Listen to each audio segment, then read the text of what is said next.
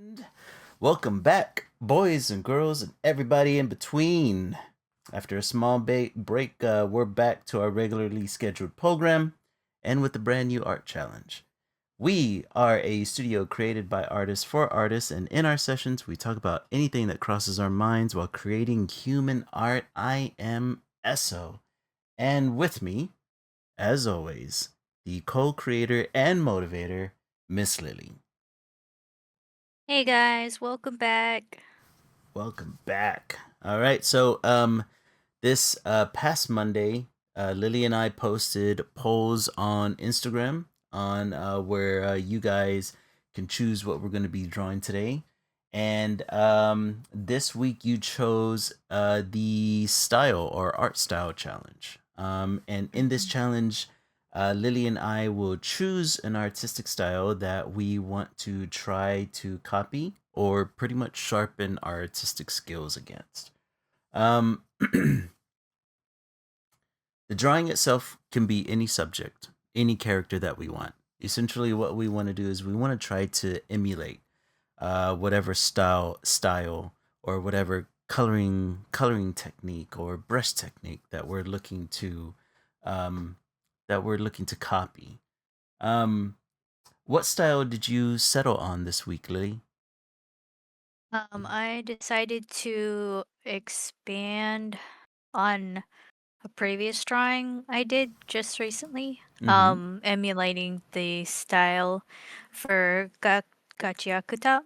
Okay. Um, yeah, so in the anime is really cool, the style. It's very stylized, but I want to namely try and emulate Urana's um art style for her cover. Mm. Their cover art for their manga.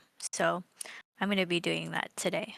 Yeah, I heard a lot about the style of the anime and how they were trying to or the mangaka was working with a graffiti artist Mhm. in order to incorporate a lot of graffiti art into that style. I thought that was really cool. And it Yeah. shows definitely Hmm. the energy that's in the drawings are really hyped up and has a lot of raw brush strokes and thick Hmm. lines. It looks really cool. Yeah, definitely. That's awesome. All right, so you're gonna be trying that one today. Hmm. For me, there was a comic book artist that caught my eye as a teenager with his series Steampunk, and his name is Chris Bacalo. Hmm. He is a Canadian artist, and he also worked on a number of properties like a lot of Marvel properties like X Men back in the day, did a number of X Factor and Avengers books as well. But his work tends to have kind of like a gothic, cartoonish energy to the way that he uses his inking and brush techniques, and I hope to kind of explore that. And then he also uses a lot of ink wash in his work that he then colors over. And if I can get to that, I kind of want to tackle that as well. Okay. Um, but it's kind of something that I was always a fan of his as a teenager, but I never really incorporated it into my own work. But that changes tonight, right? I'm gonna see if I can mimic just a little bit just to get some of that energy out. Hmm. But before we do, let's go ahead and get a little housekeeping out of the way. I want to first thank Ligmanot for following us over at Twitch. Thank you very much, and I hope that you're joining us tonight. We have a slightly new look this stream. As you'll soon see, I have enlarged our sketch screens to give our art a little bit more visibility. And this change came with a new tablet that I recently purchased, the XP Pen Magic Drawing Pad. It's one of the first times where I have bought a tablet to draw on, so it's been a new experience for me. And I have completely unsubscribed from Adobe Creative Suite, and I'm now Mhm. exclusively using Clip Studio Paint. So you're gonna see me fumbling around a little bit, and that's okay. It's part of the learning process, man. Mhm. um, Other than that, if you're currently watching the stream, of course, join us in chat. Um, it lets YouTube and Twitch know that you're here and counted. If you're a first time watcher on Twitch, hit that follow button, and if you're watching on YouTube, be sure to like, subscribe, and hit that little bell. Um, I currently have Lily's links in chat. Be sure to follow her on Instagram and TikTok at Lily Lilac Draws, all one word. And then, of course, if you want to see any more art clips or donate to the studio, I have our link spree page in chat as well. Um, but otherwise, let's check out the new look. There we go. Okay, let me go ahead and take away the covers. All right. Okay, we have them. Our both of our canvases are up now. Um, I am working off of a sketch that I did over this past week. Whenever we had our big winter storm come through. How did you do during the winter storm? Did you guys have any kind of ice or snow in your area? Um, no. Uh, are you talking about when I was out of state? Oh, that's right. You weren't even in town. I forgot about that. You Yeah, were enjoying the sunny beaches while not I was really. hunkered down here and nah, just kidding. It was cloudy out in California. Um, we flew out Friday. We Mhm. stayed in California till Sunday. Um, we arrived back in the evening to Texas. Mhm. Um, I was let known we didn't lose power here, in my area, so that's cool. Oh, that's good. Um, I don't know about like ice really. I mean, I saw videos. There are Yeah. videos all Yeah. over Instagram of the ramps to the freeway, like the Mhm. really high ones. 18 wheelers would try to pass them, Yeah, I saw and that. I saw that. They were yeah, they trying would to try to go up the pass ramps on and to them, they had and to abandon the trucks. they were sliding backwards, and I was like, "Oh my gosh, I have to like I recognize that overpass. I have to take that on the way to work Oh god. um come Monday, so please don't let there be any ice." And thankfully it had all Kind of gone away by dissipated that by that point. point. Like, yeah, it had thawed out. But yeah, I mean, I didn't hear it was too bad. Other than it being like super cold, but I did hear that up north, like Mhm. maybe in the Dallas area, that Yeah. it was pretty crazy. Oh yeah, they got some ground coverage over there for sure. I Did you? we well we ended up hunkering down here at the house. We didn't really get much other than ice. Ice was pretty much covering the ground.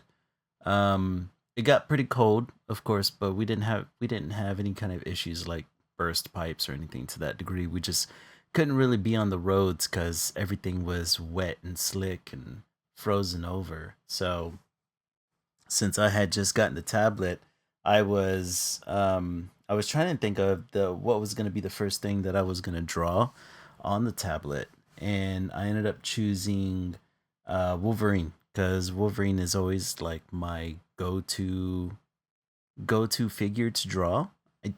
Design Yeah. wise, I just like the way he looks, right?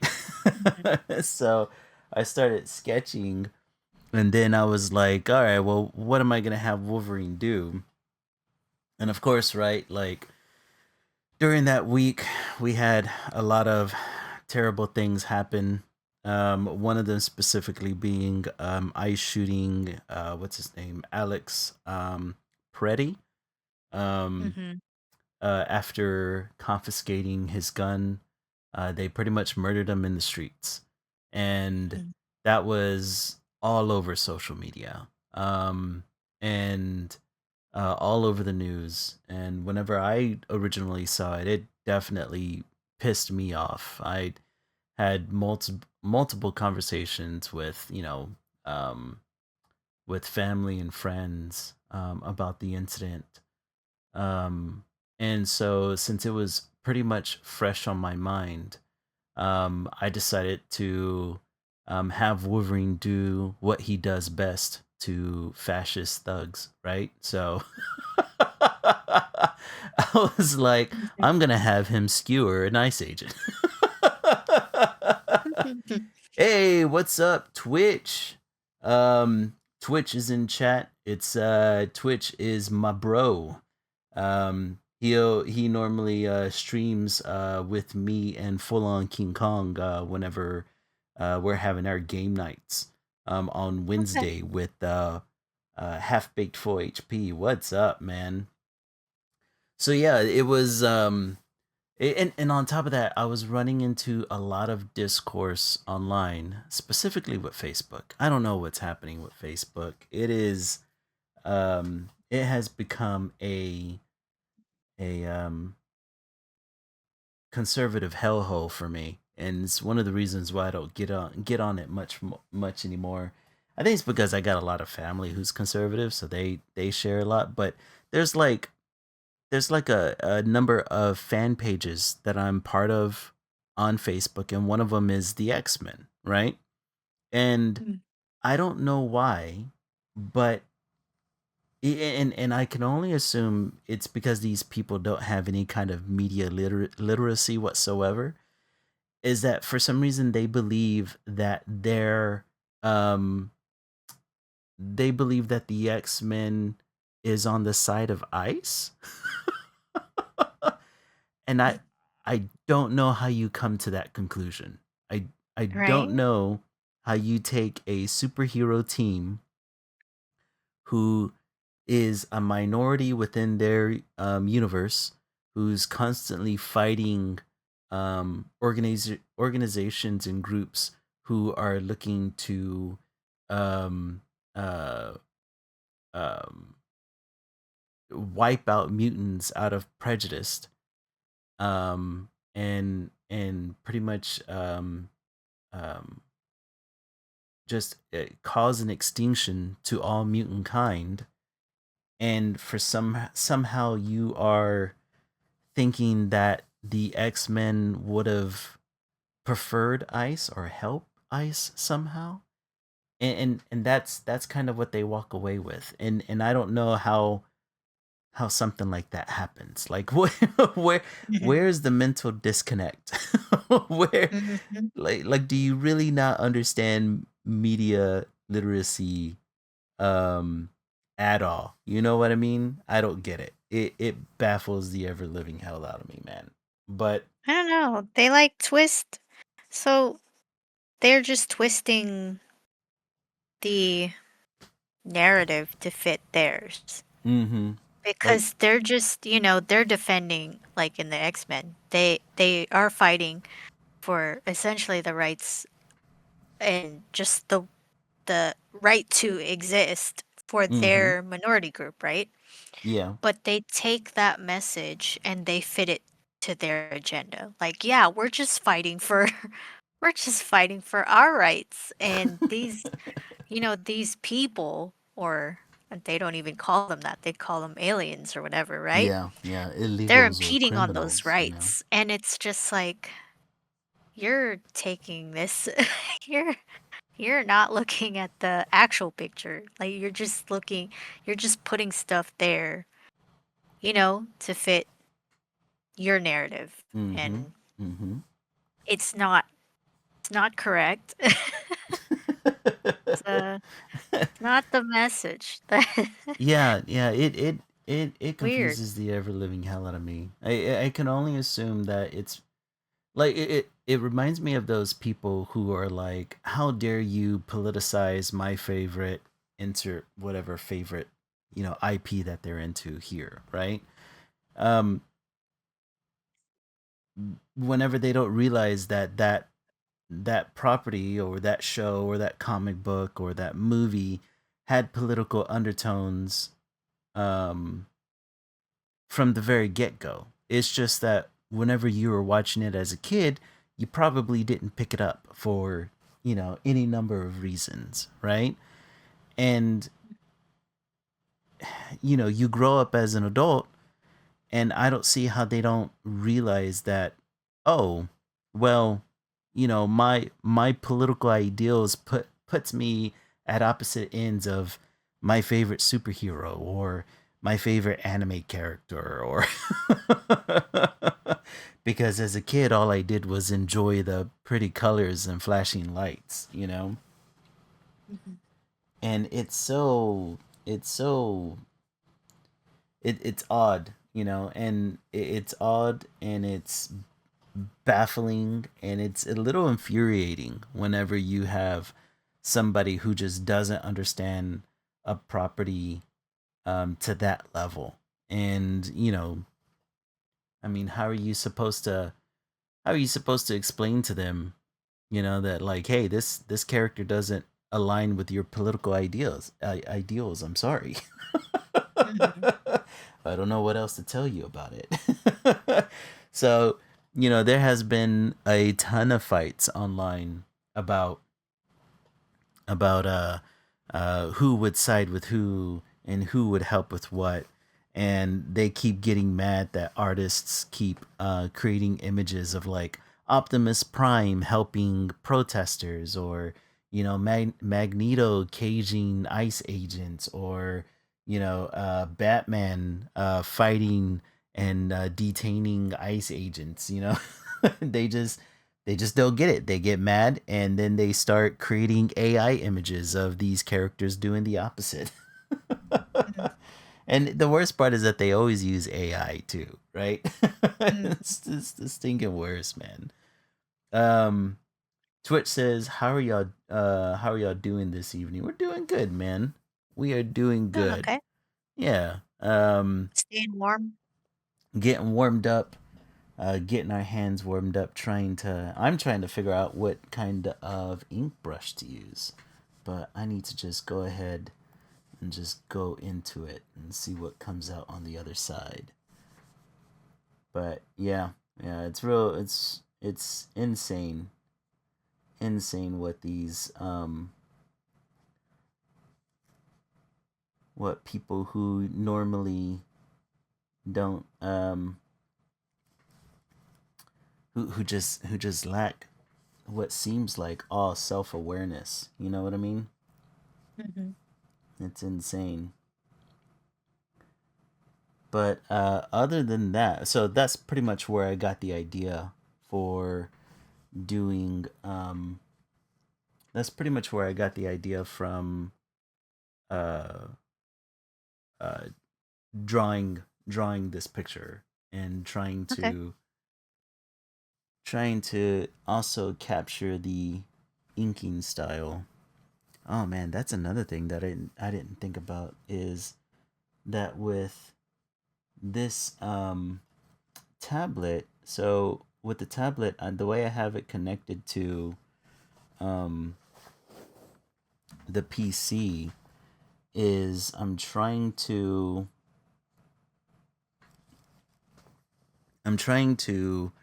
draw on the really cool thing about the tablet is that it'll connect to the PC and act as a third monitor, so that way I can capture the artwork pretty easy enough. But the bad thing Mhm. is that since it's touchscreen, it'll register my touch every once in a while, and it'll act like I'm using a mouse on the main screen. So I have to kind of like hover my hand while I'm drawing. Hmm. But I do like how it has the textured lamination on it. actually makes it feel like it's real paper. Oh, on your tablet? Yeah, yeah. Yeah. The tablet that I had beforehand didn't really have that feature. It was like a It came with it. You didn't have to get a like a screen yeah, protector. it was already installed onto the screen. That's pretty cool. I guess like it's a finisher, a Yeah, finishing on it. I have to get a I have to get a specific Oh no. screen protector for it to do that. Oh, sorry. Lost my screen there for a second. Yeah, this one came with, but still a little bit of a learning curve. Oh, there we go. All right. I'll get faster at this at some point. um so earlier this week I binged watched Wonder Man. Hmm. Did you get a chance to watch any of the episodes? Yeah, I did. I finished up the first episode last night. Okay. Um, and then I think I'm on episode 4 right now. Let me check. Oh man, I you're think at I am. that episode 4 is a really fun. It's a Yeah, really I'm on fun and episode interesting 4. episode. I basically started it like there's 20 minutes remaining, so. Oh, okay. Oh man, Mm, yeah, that one is really fun. okay. Um, especially witnessing the power of the doorman for yourself. See, I wonder Mm. how I toggle off the brush shape, because what I really want is just to see a dot or line. Let me see here. Um, what did you think about the couple of episodes that you saw? They were pretty good. I'm always blown away by the cinematography Mm-hmm. in these Marvel shows. Like, I think a lot of shows of this type of style do are stylized, but I think Mm-hmm. I'm always just surprised that it looks this good. Right. It Um, looks cinematic whenever it's it just a TV yeah, it's show. really good, and um, so a lot of the shots are really cool to look at. The the lighting and stuff like that Mm-hmm. is really cool too. I literally didn't know anything about the show. I think I did see a trailer for it while I was rewatching Yeah. some Marvel movies. And of course I did like that about the marketing for it that they didn't give it away too much. Mm-hmm. Um, but yeah, I like still don't know what's going on. Like right now they're kind of I mean they revealed in was it the first episode that he has powers? Yeah, yeah. I I think think it I think they was, go yeah. into like the explosion in his apartment what happened in the first episode. Yeah. And then you find out why the other guy is like with him. It's Mm-hmm. because he's supposed to like find out this sort of thing Right. for the government. Is it the government or the police? Like who is it? It's the Department of Damage Control is what they're called. Okay. Hmm. Yeah, the so just to give everybody out there a quick synopsis of Wonder Man. It's about aspiring Hollywood actor whose name is Simon Williams, who is struggling to get his career off the ground. During a chance meeting with Trevor Slattery, an actor whose biggest roles may be well behind him, Simon learns legendary director Von Kovac is remaking his superhero film Wonder Man.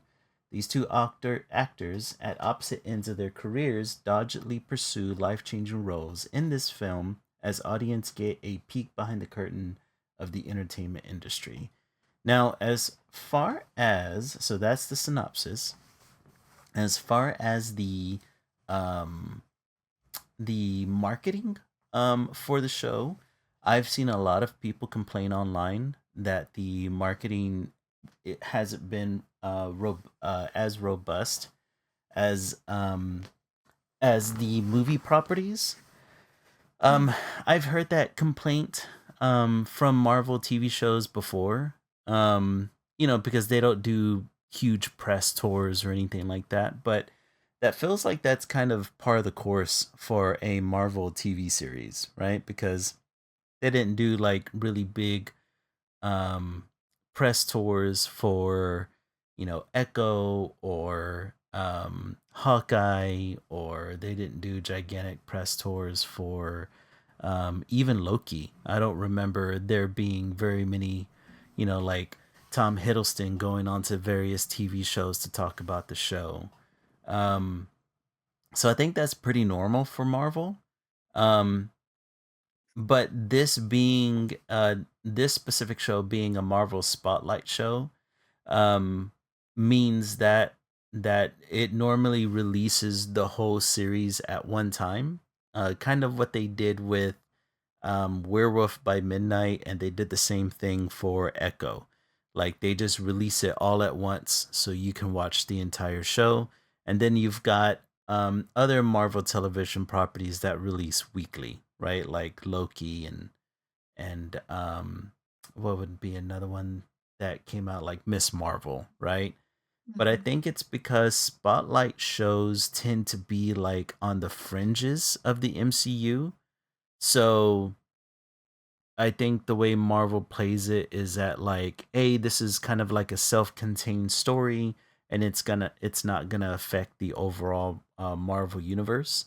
And then you have your big tent TV shows like Loki and Miss Marvel, and those shows absolutely affect the main Marvel movies. You know what I mean? Mhm. So Mhm. the way that they release them in two completely different ways, and I think I don't think a lot of people have caught on to that yet. So they make it seem as if there's this whole debate going on right now where they make it seem as if, oh well, the reason they're not doing press tours for Wonder Man and the reason they're releasing it all in one go is because Marvel's just trying to push something that they're not confident in out, and and so that way they don't have to advertise it that much. They're trying to lessen the amount of viewers onto the property, whenever really I think it has more to do with, well, this is a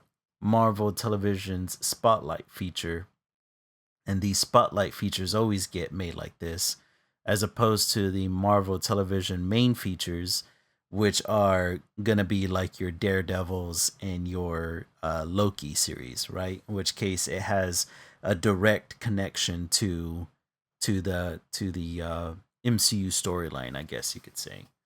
Um, Mhm. but I mean, I heard about Wonder Man. Um, Man, it feels like years ago at this point, because it was kind of on the back burner while Marvel was trying to figure out how everything worked out, or how their release dates were going to work out. You know how, do you know about whenever um, they restructured how the movies and television series were going to be released? Do you remember hearing No, anything about that? I think kind of, but I didn't pay attention to it. Yeah, they had this whole restructuring Hmm. over at Marvel, where they were only gonna be, they said they were gonna do like 2 to 3 movies a year and only about 2 television shows per year. Hmm. Um so this show kind of like got caught up in that whole release schedule. So it was a while before they released it. Um, but now it's finally out. I've been seeing advertisings for it, through social media and YouTube and all that. So I'm trying to dispel the rumor that Marvel is just trying to throw this character out there to kind of, you know, um, to kind of like get rid of them, and so nobody can pay attention to it, you know? Because I Mhm. think that's the narrative that a lot of people are trying to do. Mhm. And I think it's just people trying to start shit, honestly. Yeah. But yeah, so as far as, let's see, so you're in the fourth episode now, which is a really good episode. I like the way it kind of um tackles the background of the series, and super powered humans or meta humans in the entertainment industry. It gives a really good backstory on that. But as far as my quick thoughts on the show, um I think that it's another great character piece, um, that sets itself apart from the main MCU. Mm. Um, I think if you're going into the show looking for super heroics, you're gonna get disappointed until the very end, right? I'm Mhm. not gonna spoil anything, but going towards the very end, you get a little bit more super heroics going on there. Um, uh, and you're gonna get disappointed because instead of a superhero show, um, what we're given is kind of like a meta view of the superhero genre, Mm. of like artistic struggle, and it's got a little bit of superpowers sprinkled in there. Um, Mhm. I think that the friendship that develops between Ben Kingsley and Yahya Abdul Mateen II. I think that's his whole name. I'm just gonna call him Yahya from here, just to shorten it. But the friendship that springs up between Simon Williams, who is the main character, Wonder Man, and um, what's his name? Trevor Slattery, which we've Mhm. seen his character on a number of MCU movies, specifically like Iron Man 3, and I think he was in Shang-Chi for a bit Yeah, as it well. was. Um, yeah, the relationship between those two just carry the entire series, honestly. Mm. Um, it feels so authentic and fun to kind of like watch them interact and watch them kind of like bond through their artistic pursuit and the betrayals that they both go through, you know? Yeah. Um and I think essentially they just carry the whole show. they they carry the whole show in the best of ways. Yeah, I really like them Yeah, yeah, I so really far. like them. They're really good at kind of like translating um the kind of mental anguish that an artist can go through. I was thinking about it earlier, and I was like, okay, like it reminds me of that saying, like there's two wolves in you.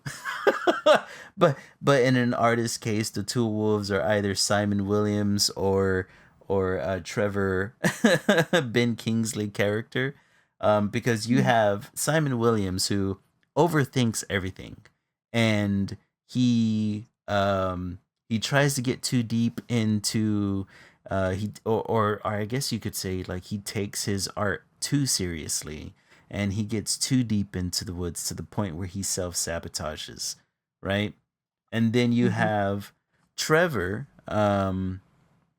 who is this seasoned actor who just kind of like gives really good advice, right? He's seen it all, but he's like a victim to impulses, right? Like he pretty much screwed up his own career a while back through various means. I think in the show they talk about, you know, he had a number of addiction issues whenever he was younger, so he missed a lot of his opportunities, right? Even though he was a really skilled actor. Um, Mhm. so you have one seasoned actor, one seasoned skilled actor, kind of trying to mentor the young skilled actor. One overthinks, and the other one it tends to be a little bit too impulsive, and it feels like those are the two wolves inside every artist. Because it's like I know specifically with me, I think the reason I like this show so much is because I related to it so much. Especially Simon's character where you're just constantly overthinking um your artwork, you're constantly overthinking your process. You and me were talking about it earlier today, right before we went on stream, where I was just kind of overthinking everything again. Mhm. But it really made me made me relate to Simon on a number of levels, and and Yaya just does such a good job at kind of like portraying that anxiety. But in his case, the anxiety kind of manifests itself in his powers going berserk. What did you think of the acting in the show? Acting is really good. I think they do a really good job portraying these characters. Um, yeah, I, I have no real complaints. All right. Yeah, I mean, I really liked Trevor's character in Shang-Chi. Yeah. Um, I don't know how long it's been since that movie, like in terms of their timeline, like in their world, how long it's been from that to now. Mm-hmm. Um, his character feels a little bit more like because in Shang-Chi, he's kind of like he was hiding for like a really long time. So he's kind of like loopy and kind of silly. He was there for comic relief. Yeah. Um, and you could kind of write that away as, oh, he's been holed up by himself for so long. So he just acts weird, right? Because of Right. it. Mm-hmm. Um, in this show, he feels a little bit more like he's acclimated back into society. Yeah. A little bit more. He feels really like jaded, kind of tired of having to explain himself. Like, yeah, I'm the terrorist. I'm the guy who played the terrorist, dude. Yeah. Um, Yeah. like, yeah, that's me. Please. I like that scene where, Simon's talking to him for the first time in that movie theater, and he's like, "Hey, aren't you the guy that played the Mandalorian?" And like he goes through these lists of conspiracies that Reddit says he's a part of, and he's saying like, "I'm not part of the Illuminati. I didn't What did he say? I didn't trade my hands out for kids hands." Yeah, I don't have baby I hands. don't have baby hands. Ah, it was pretty good. It was really Yeah. good. I think because of that character shift from Yeah. Shang-Chi, you can kind of maybe say that this takes place a good while after, like Oh yeah. maybe 5 years, I would say, Yeah, at from after least. Shang-Chi. Yeah, I'd be surprised if it were any sooner, because like, you know, I think he also said he served time, so I Yeah, think yeah, that that he might served be time the for a little timeline. while. Yeah, Mhm. I Yeah, think you're that might right. be the timeline that he did get back into society through that, like served his time. He got caught, and yeah, now we're just catching up to what he does now, which is trying to get a job. Um, An which acting gig. yeah, I wonder how successful he's been. Um, because they don't really mention it. There's just that he's auditioning, really to catch Simon or Yeah. to get evidence on him, but they don't really say how successful he's been. um going back into living. Yeah, So, I kind of wondered that myself, where it was like they really don't expand on um well, I don't remember if they explain this as far as like how deep you are into the show, but they really don't explain whether or not um him and Simon um, get the callback for the Wonder Man movie because of the government intervention of the DODC, or if it was because of their actual talents, right? Because the show hmm, makes it a point to say that both of them are very talented and they've been in a lot of um or their talent is recognized amongst those that they've worked with, but they both are also infamous for being difficult to work with, right? Simon hmm, specifically because he overthinks, and then Trevor because he's impulsive and he had his addictions and he couldn't really focus on his art the way he should be, you know. Um, hmm. so I and the deeper you go into the series, I hope they don't really explain that. I hope it means that it was um because they were talented. That's why they got the callbacks, and not because Mhm. some government agency kind of tricking them into working on Wonder Man. Um, but I mean, even in the beginning, on some of the first episodes, you could see that Simon kind of like finds his way into the audition, um, and kind of works really hard to get the audition that he wants. So maybe it was just like pure um, pure talent on their behalf, or at least I Mm. hope so. I think Um, so. Like, I think um it's implied that Simon's talent only unlocks after he's able to meet Trevor. yeah, yeah, like he's really able to like Trevor kind of gives him the not really the motivation, but the confidence to kind of go after Yeah, and to the just role. trust like your own talent, like Yeah, not to yeah. really just yeah, because he's like, I don't think that's important. Like that thought process is important for this role, Mm-hmm. just do it, Yeah. And, being an actor that's been in the trade for a while, he gives him like his tips, like just um exhale completely and just don't Yeah. think, just do. Mm-hmm. Um I think yeah, and that all comes with practice. So I think after he meets him, he's just like, yeah, let me just do that. And It it's helps just him. really wholesome. I like it. Like Yeah, yeah. I like There's a lot watching of them. there's really wholesomeness between the two. I think it implies like they say that Simon never really has friends growing up.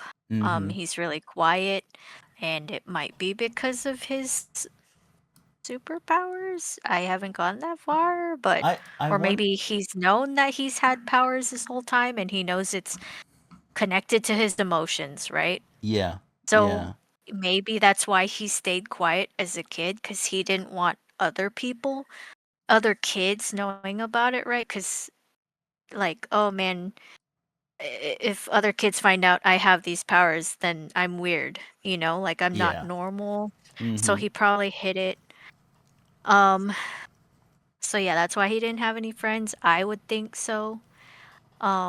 But yeah, we'll also learn that his dad died pretty early on. Like he Mm-hmm. was really young when he lost his dad. Yeah. So other than Trevor being like potentially his first and only friend, I think Trevor is also a stand-in for a father figure for Simon. Oh So yeah, like a surrogate. Yeah, that's true. yeah. That's So true. he takes his not only does he admire his work because he's like, "Oh no, I wasn't going to ask. Yeah, did great as the what's the word? The as the what is the character that everyone asks who he is? Oh, the Trevor? Mandarin. Yeah. Yeah. He was like, "Yeah, you were great as the Mandarin, but I was gonna ask if you were in this property." Like that was the thing he said to him in the movie theater. Like, um, which yeah, I like that about him too. Like it shows that Simon is really serious about being an actor and just loving films because he didn't care that Trevor was the Mandarin. Mm-hmm. He was just like, "Yeah, of course you were that, but I was really talking about your other property that you were in, you know?" Yeah. And I Yeah. was like, "Yeah, this guy's serious. Like he knows his stuff." I think I need to hit P for pin. No? Oh, there we go. Never mind. Yeah, yeah, you're right. I think he recognized him from other films, um, from some of his first stuff. I thought it was really funny. I ended up learning through a um, video from New Rock Stars that they ended up using a lot of Ben Kingsley's actual work to say that it was Trevor that was actually the actor. So I guess they kind of like made Trevor the MCU version of Ben Kingsley. um, so yeah, a lot of the properties that Simon recognizes Trevor from were old Ben Kingsley roles, and I thought that was really cool. Oh, okay. Um, but yeah, there's a lot of you could tell there's a lot of admiration and respect that Simon has for Trevor, um, especially the way he trusts Trevor even more as the series goes on, which makes the betrayal that's soon to come even that much harder once you get to it. Well, you spoiled it. Well, I'm not. I didn't spoil how though. I'm just saying that there is a Yeah, but betrayal. I was not seeing a betrayal happening because in the Well, episode that I was in, uh huh. he throws away the wire. Like Right. he was supposed to be wired and Mm-hmm. get information on him, and Yeah. then my Then he eraser's not he working throws properly. her away because he doesn't want to betray his friend. Right. Yeah. Yeah. So I was not seeing that Well, it's not the that kind of a betrayal. betrayal though. Aha. Okay. See, I haven't spoiled anything. But it is. Still would have preferred not. It is a it's it, it's gonna carry that much more weight because of what the two are going through together and how that Mm. relationship is building between them two, and it's a happy ending, but it's a rough road getting there. So That's good. it's gonna be it's gonna be real fun to watch. What I find interesting is that um Marvel really does depart pretty far from the source material for Wonder Man. So if you don't know anything about the source material of Wonder Man in the comic books, Hmm. essentially he is the son, or Simon Williams is the son of a industrialist within the Marvel Comics who is a direct rival to Stark Industries. So Oh. Simon and Tony Stark are or company rivals, right? They both work within government contracts. Hey, Mark is in chat, man. How's it going? Thanks for joining us again. Hey, So Mark. they both work in the musician in munitions, right? So they both create weapons for the army. So they're competitors. Um, And in order to he was so Simon's company, whenever he inherited the company, um it was um it was pretty much losing the arms race to Tony Stark and his company. So Simon commits corporate embezzlement, which gets him incarcerated, right? He ends up going to jail. um but then Baron Zemo, which it's the same Zemo from Captain America Winter Soldier. um Mm. Baron Zemo ends up breaking Simon Williams out, and with the help of the enchantress, I don't know why I can't say that word today. But with the help of her, they end up giving Simon his powers, which are the ion superpowers, right? So Mm. that's how he gets the powers in the comic books. Once he has the powers, at some point, um, Baron Zemo wants Simon to infiltrate the Avengers, to kind of take the Avengers down from the inside. But then Simon chooses to side with the Avengers, and in the final brawl with Baron Zemo, Simon ends up sacrificing his life for the Avengers, right? Now, in the comics, he doesn't really die. He kind of goes into like this catatonic state, and Hank Pym, Ant Man, ends up putting him into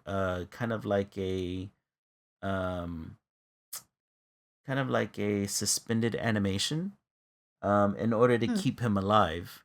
And then eventually, whenever Simon is resurrected, he doesn't really want to be a part of the Avengers because he's afraid of dying since he's already experienced death once. And so he goes off to California and becomes an actor, and a stuntman. And eventually he ends up creating a Avengers on the West Coast, which they're called the West Coast Avengers. Um, but outside of like having ionic powers and being an actor, that's pretty much where the similarities between the comic book and the show stop, right? That's Interesting. pretty much where they end. Because in the show, Simon is like, he's what? He's a struggling actor from a Haitian family. Um, and the interesting part is that he's not given his superpowers, but he discovers his superpowers whenever he's a teenager, right? Mm-hmm. Which is really interesting because the only superheroes who discover their powers whenever they're teenagers are mutants, in Yeah, the that's what I Marvel was thinking. universe. Yeah, so He's a um, mutant. yeah, so that's a big question. Like, is he a mutant in the MCU? Is he like one of the first mutants outside of um, Miss Marvel? Um, yeah, I don't know. I don't know. They Marvel really departed a lot from the source material. So I wonder what they're going to be doing with that character. Are they setting him up to be part of, the mutant saga whenever that comes up um Secret Wars, or how is he gonna have a much larger role after these next set of Avenger movies? Or I don't know, is this part of like the soft reboot of the mutants that's coming soon? um Yeah. but yeah, I thought it was interesting that they decided to part that far from the source material. I But think that's cool that they did though. Just yeah. because if they had done it the original way, Mm-hmm. um, it would probably have to take place in a different alternate universe. Yeah, because it's Because it's so different from because what's going on in the MCU.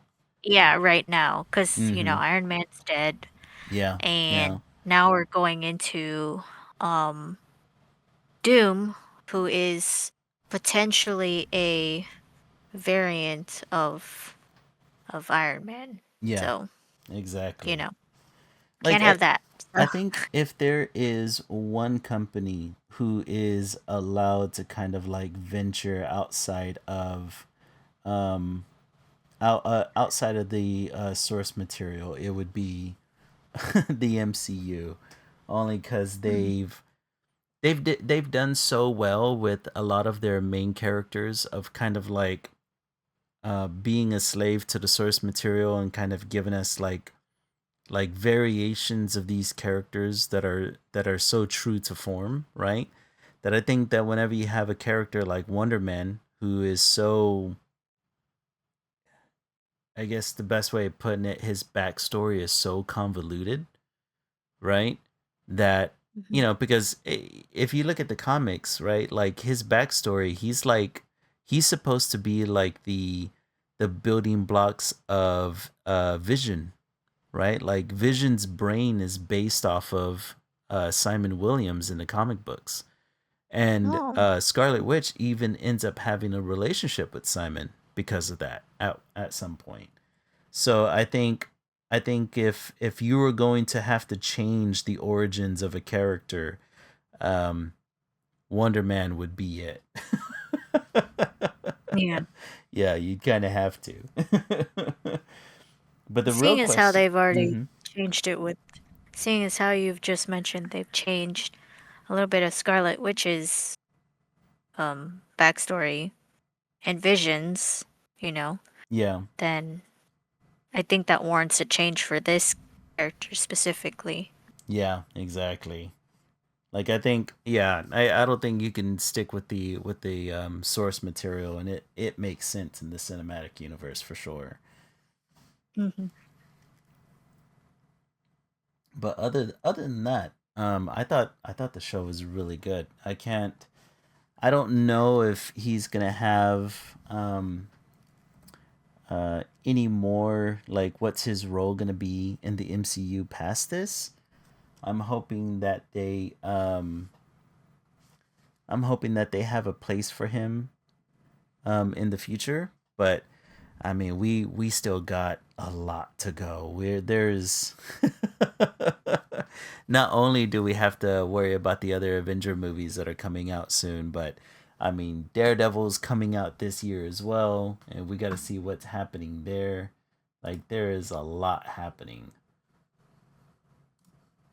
But other than that, I really did enjoy the film. I think it did a really good job of kind of uh it did a really good job of kind of showing the artistic struggle and showing giving us a new fresh take on Wonder Man.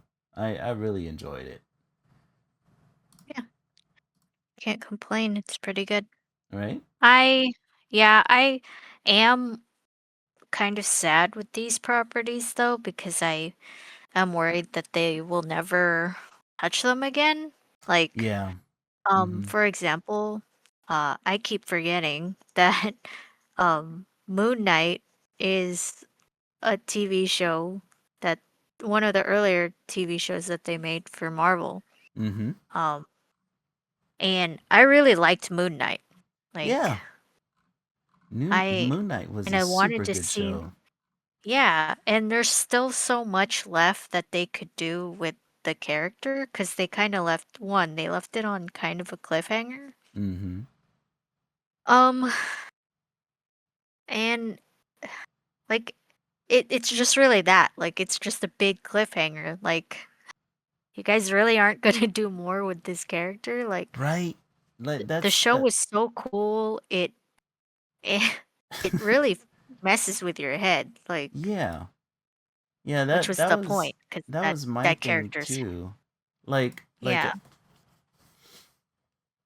you're giving us peak in TV shows, and then you're not going back to them because you know either the characters don't neatly fit within the MCU movies, or you know you don't have the time or space or resources to constantly give us second seasons of various shows. You know, like I agree. Moon Knight was an awesome TV show.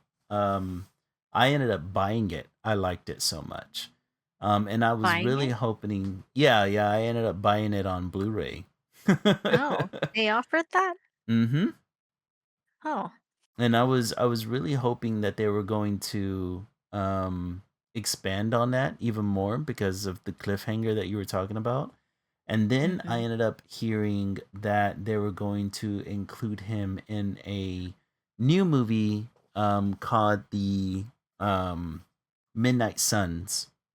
And so if you don't know anything about Midnight Suns, they had a movie about, or they had a video game based on this, but and also a comic book series. But essentially, it is the supernatural version of the Avengers, and it is a group of supernatural superheroes that get together to fight um, enemies like Dormammu, or they fight supernatural threats, right? So you've had, as far as like the members of this team, you've had Ghost Rider on the team, Doctor Strange on the team, Oh. Punisher on the team, Moon Knight, um, uh, Voodoo. Trying to think of other ones that are coming to mind, but they were, oh, and Blade. And so they've been taught, or I've been hearing rumors that they're creating a Midnight Suns kind of a team where they're gonna have Blade and they're gonna have Moon Knight and Mm. they're gonna have all these characters on a team, because I think they have currently put Blade on hiatus, or they're waiting to release that, they're waiting to release that character on the Midnight Suns movie. So there is hope that we could possibly get a movie that has these characters in it, but I don't think they're gonna be getting um their own adventures anytime soon, which Mm. really sucks because I would love to see, I would love to see what they would be doing, especially after the cliffhangers that they had for a number of these characters. Like I would love for them to see, I would love for them to do something else with She-Hulk, Moon Knight, this character, um, uh, Werewolf by Midnight would be another one that I would love to see, because they ended up introducing the Man Thing, and then we haven't seen anything else from that. Um, yeah, yeah. So I don't know what they plan on doing. It kind of seems that they want to make that Midnight Suns movie and kind of put all these characters into it, but it's kind of it's kind of up in the air what they're doing. The only thing Mm. we know for sure is that we're getting the Avengers movies, right? Hey, Sandlot, Yeah. thanks for joining us in chat, man. How's it going? Oh Hey, yeah, welcome. Mark said that he liked Moon Knight as well. It was seriously a freaking awesome I need to show. rewatch it. Like, Mm-hmm. it was so cool, and I think the coolest thing about it for me was that I was just trying to like put the puzzle pieces together by Yeah. myself. Like, I wasn't Mm-hmm. trying to look online for people's theories on it. I Yeah. was really interested in just figuring out on my own what the heck was happening, and I still didn't figure it out. Like, it didn't it didn't match what they had come up with at the end, Yeah. which did they even like, I mean, they kind of did, right? Show what was going on in his head, but they didn't really. Like, they Yeah. kind Yeah. of It was didn't kind of like complete it. yeah, they kind of revealed a little bit of his traumatic past that created the alternate personality. But then they Mhm. introduced the third one at the very end, the third personality, and you're just like, holy crap, man. Like, are we gonna go deeper into this, or are you just gonna leave me hanging? Um, Yeah. and it really sucks, dude, because I like Oscar Isaac as an actor. I was really hoping that they were gonna do more with that character. But I'm kind of afraid that it's one of those situations where um, it's another one of those properties that got lost because of Bob Iger kind of forcing Marvel to slow down production and only allowing them to release so many movies and so many TV shows. So now Marvel has to get super choosy on what they do, and it's a whole thing, man. Mm. I just really, I don't know. It feels like there's gonna be a number of shows that get left by the wayside, and that just makes me sad. Yeah, Because I really don't want that to be the case, you know. it would be cool if they based their popularity, like their next projects, based off of like Marvel Rivals, like how popular the characters are on there. Yeah, yeah, Um, exactly. that would actually be kind of cool because they're introducing some characters that aren't super popular. Mm-hmm. Um, which is really cool. Like they're doing a lot of the mutants on there, Yeah. which is awesome. I think that's well deserved. Oh Um, yeah, for sure. yeah. Did you like the original run of the X-Men movies? Um, the wait, are you talking about the early 2000s X-Men movies? Like with Hugh Yes. Jackman and yeah, yeah, yeah. Yeah, Think so? They didn't. Well, they did reboot it, right? yeah, with First Class with where they had Michael Fassbender as Magneto. Oh, we got somebody else in chat here. Next Root Art. Hello. Thank you for joining us over there on YouTube. Welcome. Hello, We're welcome. currently trying out new styles, or for me personally, right now, I'm trying out a new way of inking, trying to be a little bit more rough with it. And Miss Lily is trying out the style of what's the name of the anime again? I'm afraid I'm gonna mess up the pronunciation. Gachiakuta. There we go. Yeah.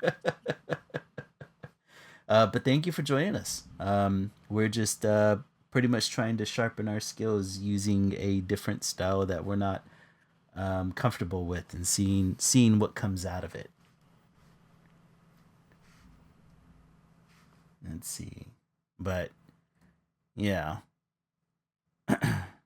what were you saying? I'm sorry. Before I got distracted. I don't remember. Oh, Something about about the the X-Men.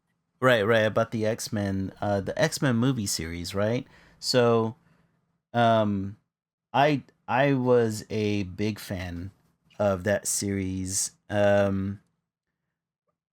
Pretty much as soon as it came out, right up until man, when did I drop the series or the franchise? I guess I should say. I think I dropped the franchise somewhere around.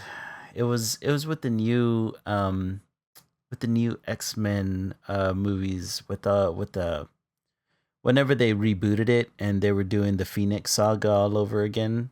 I don't think I even saw that movie. And whenever they did the Apocalypse movie, I think I skipped those because I was kind of tired of the way Fox was treating the X Men franchise. Um, When that was this reboot? oh man, the reboot was. You know what? You know what? Let me see. Give me 1 second. I believe the reboot was in. Um,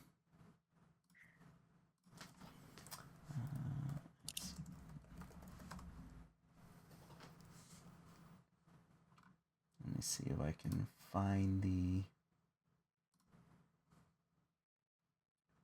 So the timeline.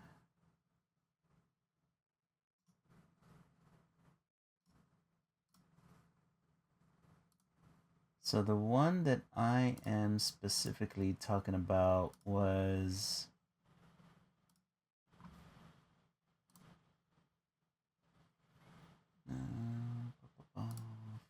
So here we go. So the reboot happened in 2011 with X Men First Class, and that's whenever we got the who is it, like Michael Fassbender, and we got That with uh, Jennifer Lawrence. yeah, that's the one with Jennifer Lawrence, exactly. Okay. And Did you then like that one? uh it Because that's wasn't the one I think I that I you got kind of into. know. No, I didn't get so I didn't get into any of the X-Men Oh, any of movies. the X-Men movies? Mhm. All right, so the reboot, that one, I wasn't a big fan of it, only because whenever I first heard about it, right? This was roughly after um this came out roughly after X-Men Origins Wolverine, because I think X-Men Origins Wolverine came out before 2010. This was after X-Men: The Last Stand, which was the end of the X-Men, the original X-Men trilogy, right? And Mm. Last Stand was kind of lackluster, but it wasn't, as far as like my tastes back then in superhero movies, it wasn't terrible, right? So, I was still trying to give it a chance. And then whenever X Men First Class came out, I heard that it was going to be a reboot, but the way they rebooted it made no sense to me, timeline wise, within the X Men, right? Because this was Mm. supposed to be like a prequel to the X Men movies, but the age of the characters were all off. Mm. I did like, like the actors for Magneto. I liked the actor for Xavier. What's his name? I can't remember his name. Okay, I won't know him. James McAvoy. There we go. I'm a fan of the guy, but of course I'm terrible with names. Um, and I liked them in their respective roles. I even liked their the way they were kind of like revisiting their backstories. I was all for that, but the X-Men characters that they ended up bringing onto the team um, made no sense chronologically speaking, right? Mm. So I was kind of disappointed because whenever I first heard about First Class, I was like, okay, they're gonna bring the X-Men back to the original team. We're gonna be getting the first X-Men team all over again. We're starting fresh, right? But instead they gave me like this weird hodgepodge mix of characters that didn't make sense in their respective timelines, especially since I believe that film was supposed to be taking place in the 70s or something to that degree. So whenever that happened, I pretty much gave up on the franchise until X-Men Days of Future Past came out. And then I Mm. was like, okay, well, you know, they screwed up in they they screwed up in First Class. Days of Future Past was a little bit more tolerable because they brought back the the X-Men of the original trilogy. So I was a little bit more okay with it. Um and it had a lot to do with time travel, and of course they have Wolverine back and everything, and they introduced the Sentinels, which I thought was really cool, but they gave the Sentinels like a really weird look. To this day I hate the Sentinel design that they introduced in that movie. And then Mm. then X-Men Apocalypse came out, and again I just was not, I was pretty much clocked out of the franchise at this point. Like, I did not, even though I like Oscar Isaac as a character, him playing Apocalypse was just not very good, and I was like really disappointed that the Fox franchise or the Fox movie studio was like ruining another good saga. Because the Apocalypse saga is awesome. And I hope that the MCU at some point gets to revisit that storyline because it's really good. Um, then after that they came out with Dark Phoenix, and by the time Dark Phoenix came around, I didn't even bother watching it, man. Mhm. At that point, they had already introduced some of the core members of the X-Men, but like I said, the timelines were all messed up. Um, they were giving them costumes that were a little bit closer to the original comics, but I was kind of mad that they were like retreading the Dark Phoenix saga. Um, and especially because in that movie, I ended up seeing that movie like years later. But I ended up finding out that in that movie they're also trying to play it off as being a personality defect as opposed to a cosmic entity that the Phoenix actually is, you know? And Mm. yeah, man, I pretty much clocked out at that point. Um, but the original X-Men trilogy, if you were to watch that one, they're good for what they are, right? They're good for being an early 2000s franchise where they're trying to create a superhero movie without them looking like superheroes. You know what I mean? Mhm. Um, because movie studios will they were really um, fidgety, and they were really um, timid around creating superhero movies. So they tried to make them as realistic and as gritty as possible back then. Um, Yeah. yeah. So, but keeping that in mind, right? As far as being X-Men movies, they're pretty good, right? They have aged up characters, which again, I don't appreciate that we're starting in the middle of the um, X-Men saga, essentially, the X-Men timeline. But again, you got to take the good with the bad back then, right? Like you weren't really given a choice on whether or not you were gonna get a accurate X-Men team. Um, Yeah. so so for what it wasn't all that bad. Um, um, but yeah, I would probably suggest like the original trilogy before watching any of the first class ones. Although, Mm. of course, knowing that, the graphics are going to be a lot worse, and but the acting on them are really good. That's the first time we get the Hugh Jackman Wolverine, and he was getting used to the character. Um, we get the Patrick Stewart and Ian McKellen, Professor X, and Magneto, and of course they kill it. I really wish back then, movie studios wouldn't have been as scared to kind of like tackle superheroes and keep them a little bit closer to their comic book counterparts. But, it is what it was back then. Yeah. But I was a fan of them. Um, I was a fan of the cartoon series back then. Yeah, I watched a bit of the cartoon series, Oh but man, the I mean, cartoon series I was good. watched a lot of cartoons, so Yeah, yeah, yeah. the X-Men cartoon series, even the most recent ones that they released, I mean, super true to the comic books. I Mm. 100% recommend them if you want a good introduction into what the comic books actually were like back then. Yeah. Um but yeah, those and the animated series is what got me into the X-Men to begin with.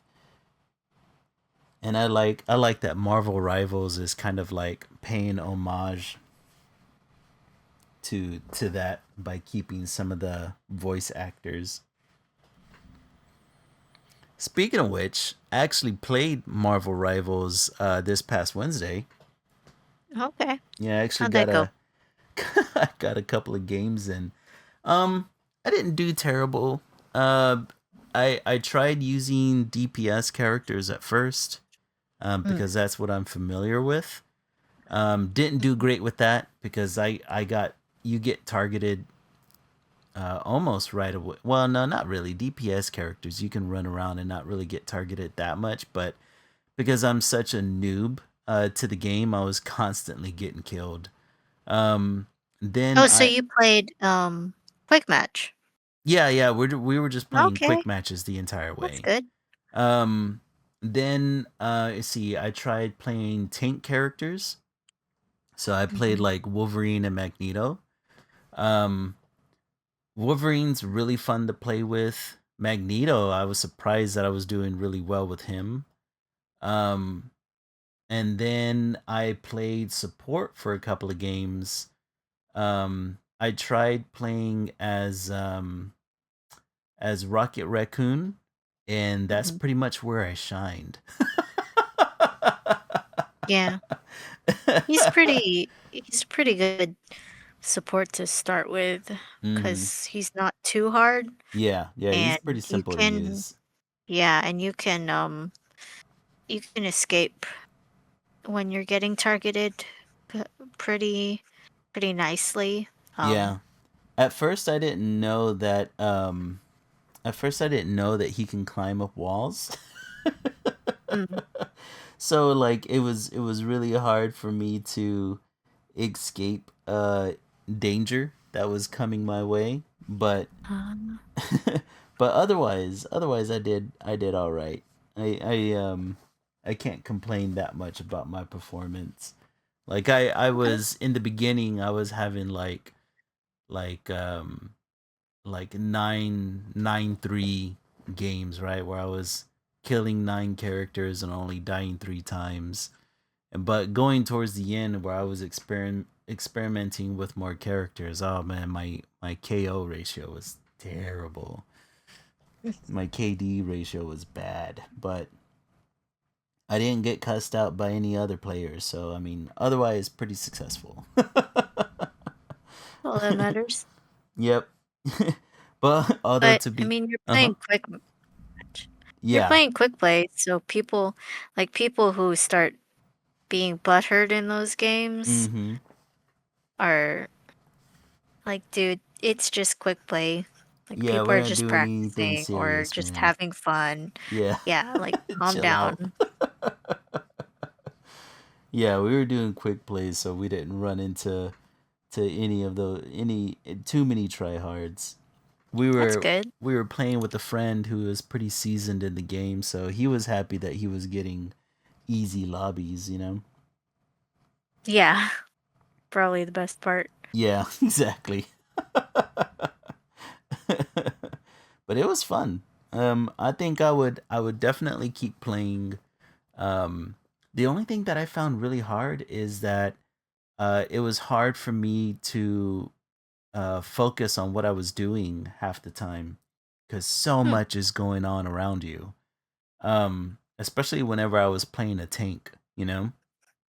Um, Oh. it became a lot easier to focus whenever I was playing support with Rocket Raccoon Mhm. because I could stay on the outside of the objective and just pretty much tick tick people's health from far away, and then provide healing whenever I could. But Mhm. whenever I was tanking, dude, being in the middle, like everybody comes after you whenever you're tanking, because you're going Yeah. front lines, and we did a Yeah. lot of the escort missions and pretty much capture the flag missions, and so it was like whenever you're tanking, boy, you're getting everybody on your ass. It's crazy. Yeah. It takes a lot of getting used to. Mm-hmm. Understanding, especially for tank, just understanding when you should be pushing, Yeah. because that is your sole job is to help push objectives. Yep. Um, and then also just learning to protect your backline as well. Like, I hate it when I'm playing and you're playing, well, specifically me, I'm playing support, and your team just forgets that you're there. Um, Yeah. to which pro players would say, then you have to walk forward to them instead of running away. Like, if running away from the person that's chasing you on the enemy team is away from your team, you're doing it wrong. You have to run away from the person chasing you towards your team. Like, you have to, like, run to them and if you're in voice chat, say, "Hey, I'm right here," you Mm-hmm. know. But I'm not ever in voice chat because I have severe anxiety and I don't Yeah. like when people start yelling at me. Mm-hmm. I've made it as far as plat, so I'm okay. But Yeah. like, yeah, I start pinging. Like, I'll start pinging that, "Hey, I'm being harassed. Please help me." So, um, yeah, just it's really everyone's job to watch your support while pushing objective. So, because if your healers are dead, you're dead, right? Yeah, So, exactly. Yeah. basically. That's what I kept saying that game too. I was just like every time, an Iron Fist or a Spider-Man came to the back lines and offed me, I was just like, you guys know that you're gonna die without me, right? It's So like can you please help me out? Like, exactly. watch out for that guy and kill him, please? Like, Do something, hello? man. Yeah. Yeah. But yeah. If you're getting into the game, I would say, um, try and learn at least 3 characters in Mhm. each role. Um, like, don't try to get good at everybody. I think that's kind of impossible, Yeah. especially when you're working full-time job and you have a family. Yeah, exactly. Like, learn 3 characters, get kind of okay with them, like, over time, you'll be pretty good at them. Mhm. Um, and then just kind of learn what every other character does, just a little bit, just to know how to counter them. Yeah. Um, and then what else? And then, yeah, part of learning what every character does is just understanding their kit as well. So, like, knowing what sound cues they may make while doing a specific um what's the word, a Alt, specific, not attack or alt, alt. yeah, just, like, skill. Yeah, Yeah. skills. Like, all characters have different skills. Just pay attention to what they do, and then if you know that they just use that skill, be like, okay, I can use that advantage to push in, or that Mm. sort of thing. Like, understanding cooldowns, because, I see. I like, see what you mean. yeah, for example, like Luna, she has an ability to freeze people. Yeah. um Which happened to me quite a few times. yeah. If you're point blank, you're gonna get hit by it, but, like, if you know she just used it, then the rest of your team should be able to just push in on her, Uh-huh. because that's her one, like, that's how excuse me, that's what makes her good against um dive comps. Like, she can freeze whoever is trying to get to her. Yeah. That's why I pick her for that. Um Huh. but your team should be noticing that as well. Like, oh, she just froze them, so let me go and take that moment to kill her, because she might have low health from being harassed by the person who was just frozen. You Yeah. get what I mean? Yeah. Um, yeah, so just Huh. learning that sort of thing too. Like, for example, Wolverine is pretty good. He's a good DPS off tank, because he does have his passive healing factor. Um, he's good against tanks because he does percent damage Mm-hmm. based off of health. So if you see that they have tanks, you can pick Wolverine because he's gonna do more damage to them. Um, and yeah, just understanding that sort of thing about what characters do is pretty helpful too. Yeah, I need to I think well, I was also messing around with Deadpool. Um No, which Deadpool is super fun. super fun, kind of broken to a degree. But so fun to play with. Um I- The only thing Hmm. I didn't understand was his alt. I didn't understand what I was doing every time I used it. It just seemed as if it increased damage, but I especially liked the way he can upgrade himself throughout the match. Yeah. His ult does different things depending on what. I mean, there's a general like baseline for what it does depending on which role you Mm-hmm. pick, but depending on which role you pick, there's a little added layer of stuff that gets added to it, I think. Yeah, I gotta I experiment with think. them a little bit I more. don't know. He's cool. I can only play him as tank though.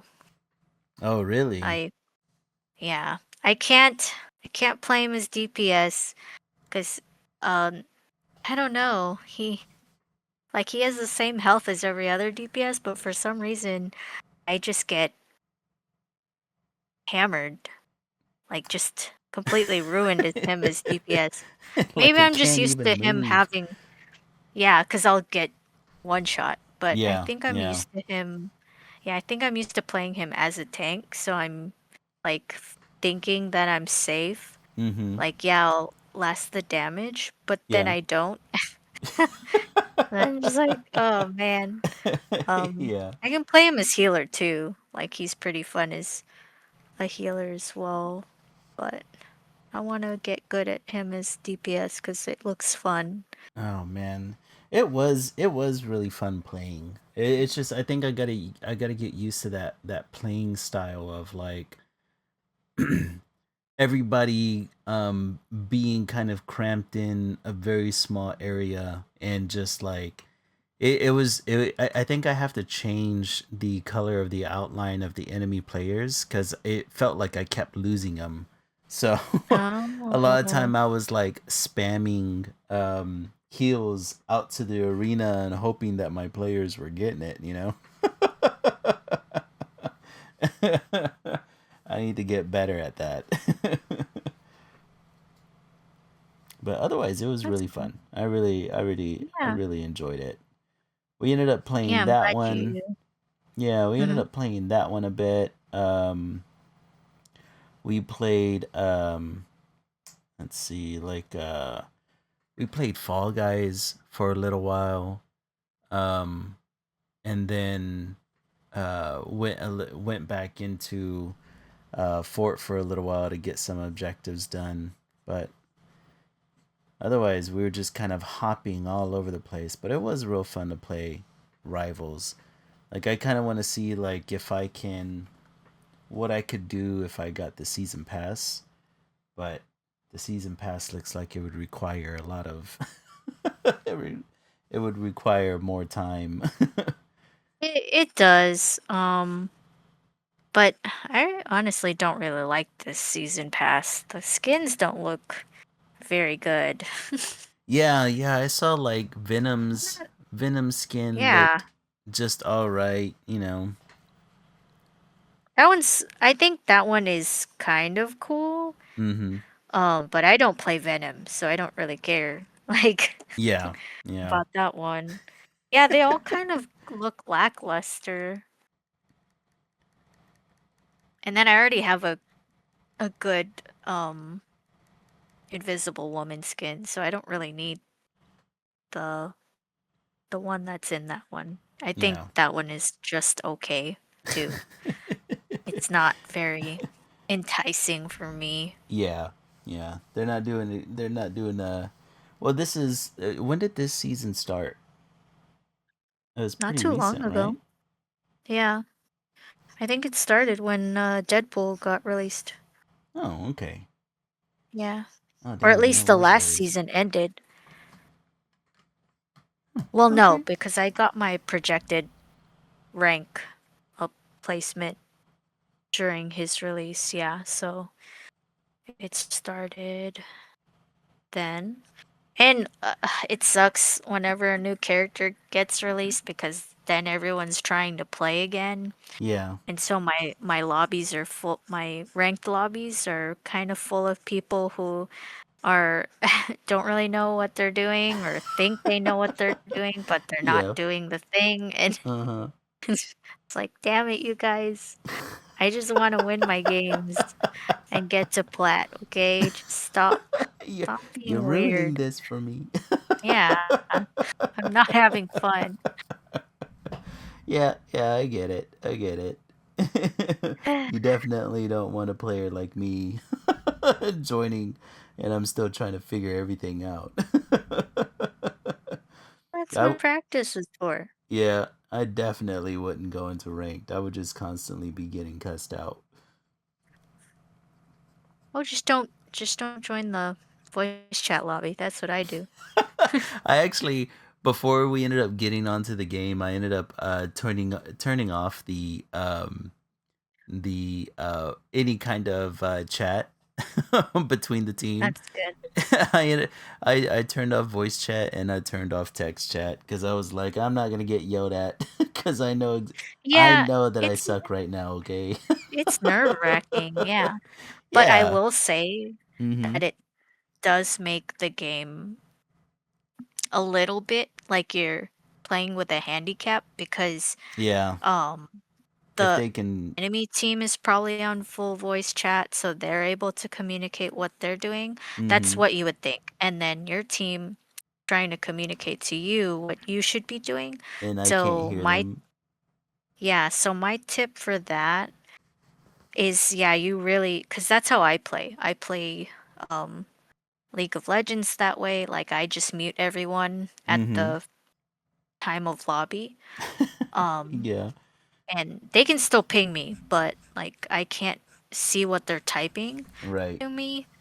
Um, and then I do that I've done that in Overwatch, and then I do that here in Marvel Rivals. What I will say is that's why you have to get like with cooldowns and with understanding like when is a good time to push and stuff like that. Because if Mm-hmm. you don't pay attention to that stuff as someone who doesn't use voice chat, you're not gonna get very far in Yeah. rank. Yeah. That's true. Yeah. That's true. So you gotta really like kind of study it. But that's talking from someone who isn't really like I guess I'm pretty good at video games because I am that rank, but I'm not a genius or anything. So I'm saying anyone could do it. Like anyone can reach plat.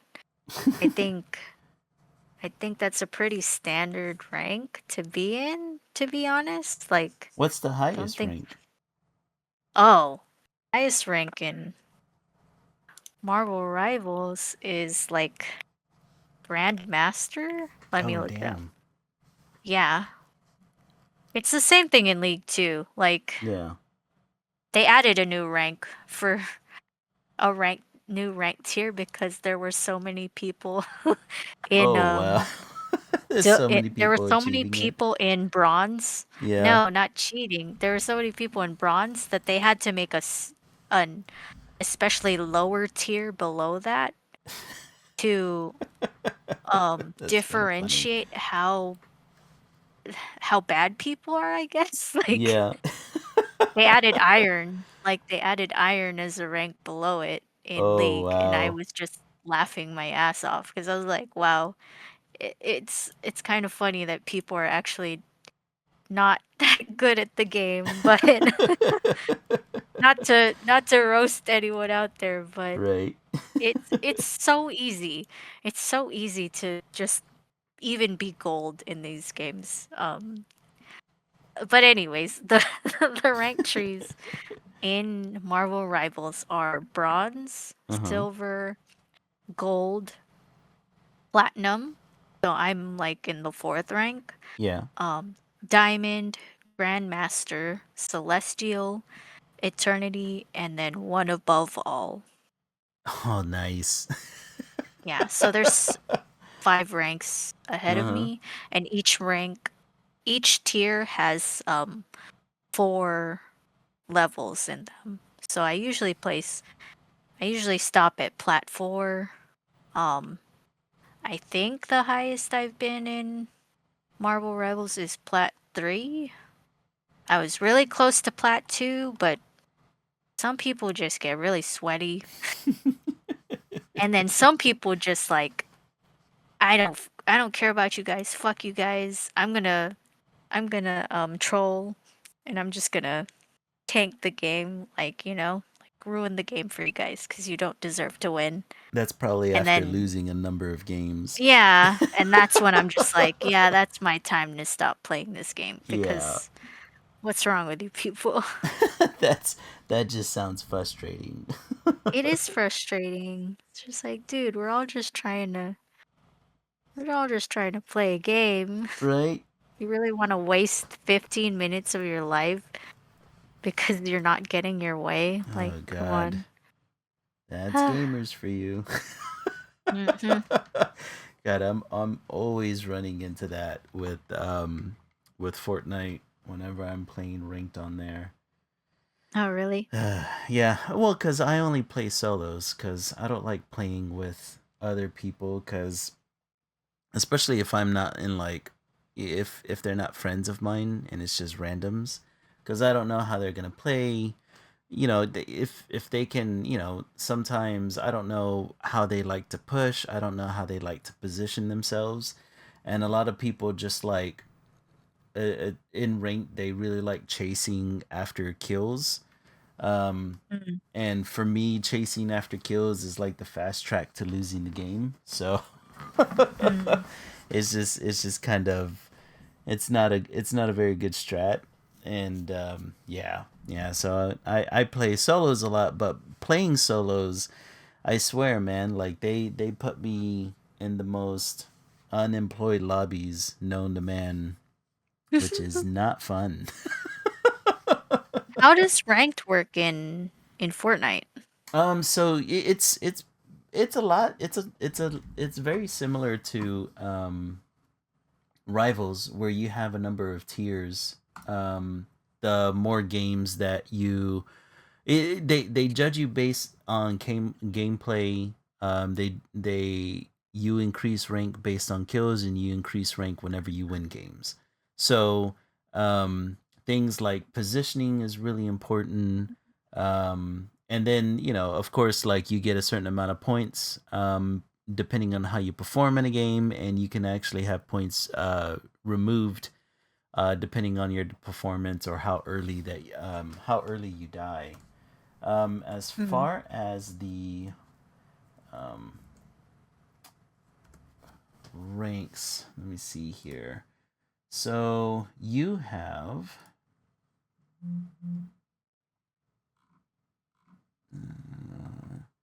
have bronze, silver, gold, platinum, diamond, elite, champion, and unreal.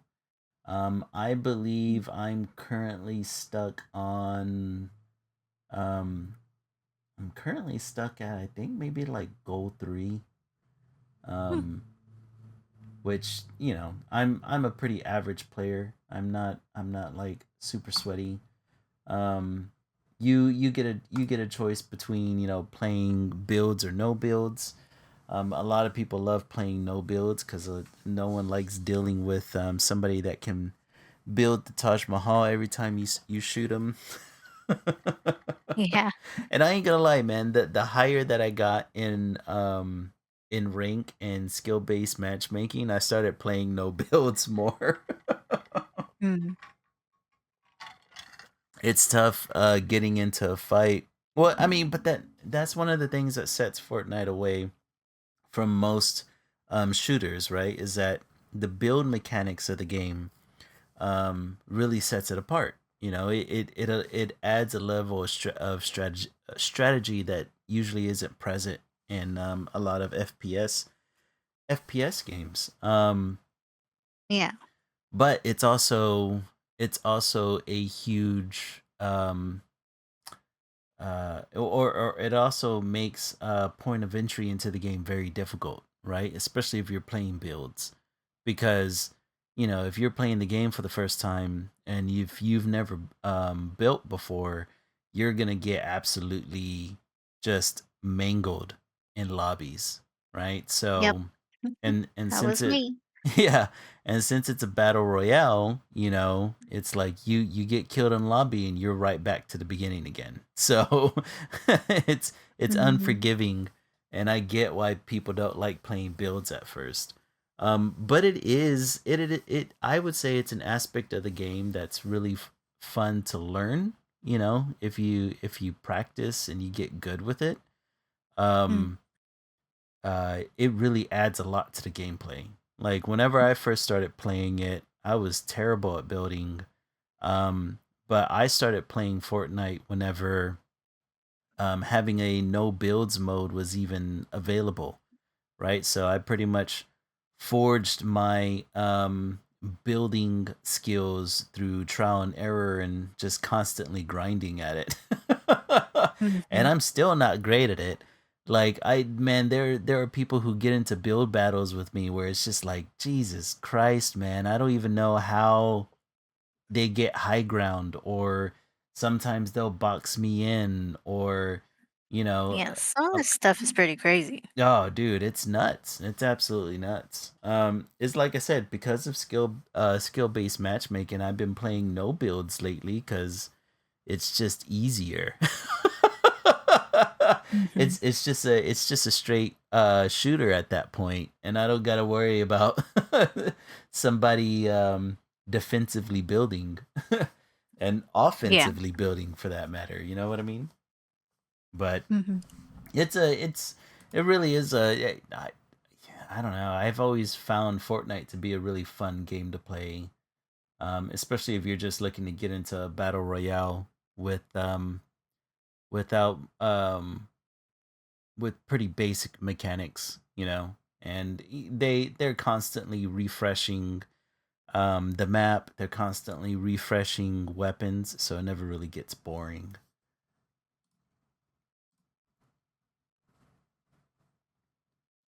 But I think I'm also gonna start playing rivals more often too, to get used to that. It's one of the first um what kind of game is it What considered? kind of A game hero is it? shooter? Is that what it is? Yes. I don't know what it's Um, considered. I know there's a third person PvP hero shooter. Okay. All right. That Yeah. makes sense. Um, Because I know Overwatch was considered a hero shooter, so I kind of yeah. figured this was in the same I think vein. it's the first in its kind, I think. What? Rivals or No, Overwatch? Overwatch. Oh yeah, yeah. Overwatch was Mhm. definitely the. And then it started popularizing it. Cause Mm-hmm. like, yeah. Cause then Apex Legends came out. Yep. Yep. Then Valorant came out. Mm-hmm. Yeah, you Yeah. wouldn't you wouldn't have Marvel Rivals if not for Overwatch for sure. Hmm. Crazy. Yeah, I think. And then the other one is MOBA, which is MOBA. yeah. That's not ringing any bells for me. What is that one? MOBA is multiplayer online battle arena. Huh. I I guess think I've that's never what it played stands it. for. Yeah. It's not a game. It's just a type of game. So, the category. Oh. Yeah. So, that's what League of Legends is. League of Legends, Dota, Smite are all MOBAs. They're Oh, okay. multiplayer online battle arenas. I see what you mean now. Yeah. So, that's that core category, and then there's the shooter hero category, which is what Marvel is, and Overwatch. I'm gonna start playing it more often. It was really fun. I just have to get used to the type of battle it is because it seems hectic. It does, yeah, it does get a little overwhelming. Mm-hmm. Like I I don't remember it uh being like that. Think maybe I would have to say cuz Overwatch was the first one for me. So I Yeah. think if I were to try to recall how playing Overwatch was, Mm-hmm. but even still I kind of equated Overwatch to playing like League of Legends, but with guns. Like, Yeah, yeah. because I'm used to picking, yeah, I'm used to picking a hero and them having like specific skills, Yeah. and then you're supposed to beat the enemy team. It's just in a different setting. So, That's true. yeah, That's yeah, absolutely true. I guess I'm just not used to playing. I don't know. Do I ever yeah. play games where I'm picking heroes and skill sets? I mean, Because you already yeah. play a shooting game. Yeah, exactly. I'm used to It's just that. they don't have specific skills to their characters. Right, right. Yeah, Unless like you're playing a RPG, of course I'm used to those as well. But yeah. But you're yeah. not, well, some of them you PvP. But have you played one that was PvP? Man, let me think here. Um, hmm. But even still, those PvP ones for RPGs are mostly like 1v1s. Yeah, it's true. They're not like team.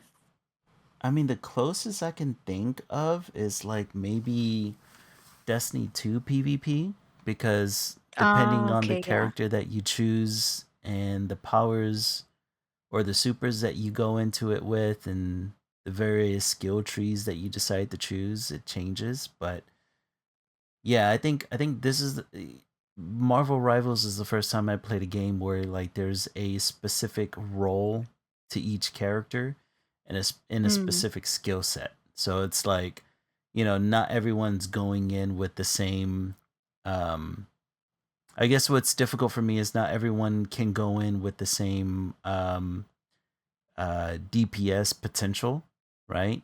And Mm. so, you know, and then the idea of having to play support or having a tank in the team, and some characters are squishy while some are like sponges, and I think that's where I get a little bit overwhelmed because I'm like, Okay. what? I gotta Yeah. worry about my character being super squishy? Why? Yeah. Mm-hmm. Well, then, because then you'd be overpowered. Yeah, You it's could, true. You'd be you too know? So overpowered. you have to be able to manage your resources Yeah. while I trying come to win objective. from the old school of like Halo PvP, right? Where everybody Oh man. yeah, yeah. I'm old school. Unfortunately. And I have to get used to these these new confounded games. No. It'll be pretty simple once I play more of it. I think you know, Hmm. you go into a game mode for the first time pretty nervous at first, you know? And then Yeah. eventually you get a hang of it. Hmm. It's And just then gonna you play require some enough more of them where playtime, it's just like, this is not new. right? You And know? now you've become one of the sweats that you've always made Just fun of. basically, yeah. I I get that. Yeah, yeah, exactly. Yeah. Same. Maybe I am a sweaty person. Hmm. And my Essa, she's always going on about like whenever she sees me playing certain games, she's always like, "You're such a sweat. You're such a sweat whenever you do this. You're such a sweat." You know, because she'll hear me constantly complain about sweats and the game constantly killing me, and she's like, "What are you talking about? Oh, You're a sweat too. You're always you're the doing same blah blah thing. blah." Yeah. That's funny that she understands what that means. Yeah, she's a gamer herself, but not on the level that I am. You know, like I would say like she started um gaming probably whenever she became late into her teens, whenever she became more of a young adult, you know. Whereas, you know, Mhm. I've been gaming for a lot longer. Hmm. Oh man, we're already at the 9 o'clock hour, aren't we? Look at us. All right, so let's take a look at what we've done so far, what we've been playing around with. Let's see if I can get the whole canvas here. There we go. Huh. You know what? I do gotta say, I do like these brushes in Clip Studio Paint. They're these different brushes. from Yeah, Photoshop? it feels like the brushes within Clip Studio Paint are a little bit more um smooth. Mm. Almost Mm. so it's weird. It's like Photoshop feels like whenever you're drawing in Photoshop, Photoshop feels more like I'm using a graphic designer's program to draw, Mhm. whereas this feels more like, oh no, this was created for illustrators, you know. Yeah. Like, it Photoshop, feels like pencil on paper. exactly.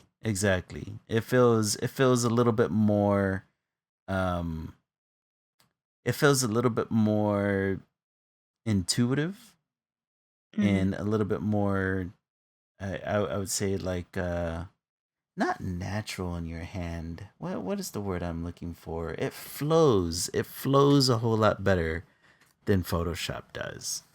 Like Mhm. because photo, like I said, Photoshop feels like I'm using a program that's not made for illustrators to illustrate, whereas this is a lot different.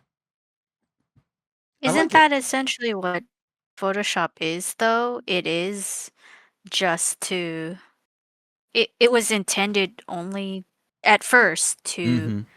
alter photos. Yeah. Yeah. Exactly. Yeah. Yeah. It was just for photo manipulation at first, and then Mhm. illustrators started using it mainly because it was the only program around where you can digitally illustrate, right? But now it's different. Now we have like Clip Studio Paint here that's specifically made for. I like the variations of pencils and pens. Like I was using a G pen to do the inking, and man, Mhm. does it feel? It feels nice. I'm not gonna Yeah. lie, it's pretty good. I'm gonna keep messing with this. I'm probably going to post the speed paint. I'm gonna work on it throughout the week, the weekend and the Yeah. week, and post the speed painting next week. Um, Okay. but yeah, it feels nice. I can't wait to mess around a little bit more with the brushes because it's got like a number of watercolor brushes that I want to mess with. And so Mhm. it's gonna be a lot of experimentation. But just tonight, messing around with the pins has been fun. I ain't gonna lie, I like it. That's cool. Glad you're finding it Right? a good transition. Oh man, yeah. Well, the thing is, like, the other part of it is I have to change a lot of my hotkeys and try to figure out where what keys I want to change and what I want to keep and get rid of because yeah, it's a lot of it's a lot of guessing and trying to figure out where the hotkeys are at. They're slightly Mhm. different from Photoshop, and I've been using Photoshop for so many years. Yeah, it takes some getting used to, but Yeah, well, yeah, you'll get the hang of it. yeah. It's fun using it though. It's just gonna Yeah. take more practice, just like with everything else. More practice, man. Mhm. Oh, you got pretty Yeah. far in yours. Yeah. That's you, yeah. Yeah. Oh, okay, nice. Yeah. Thanks. I tried to just do a different angle than Mm-hmm. just a regular thing, because that's what I wanted to kind of test. Yeah.